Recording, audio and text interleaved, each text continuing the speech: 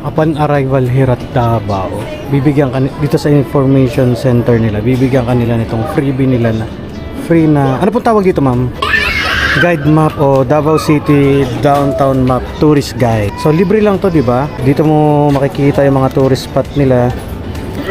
Tsaka mga hotel kung saan ka kakain. Mga hotels natin nandito, sir. May contact numbers na po. Okay, ano pangalan niyo ma'am? Hi, Mimi po, Davao City Operations Office. Ayun, ayan, thank you po. Mamaya titingnan namin to sa hotel. Mabuhay ug madayaw. Ano yun ma'am? Mabuhay ug madayaw. Mabuhay Ug madayaw. Ugmadayaw. Ang ibig sabihin nun ay Madayaw po is okay. Mabuhay ugmadayaw means maganda. Ibig sabihin, ano ibig sabihin ng ug? Ma'am. sa conjunction, so parang N. Thank you.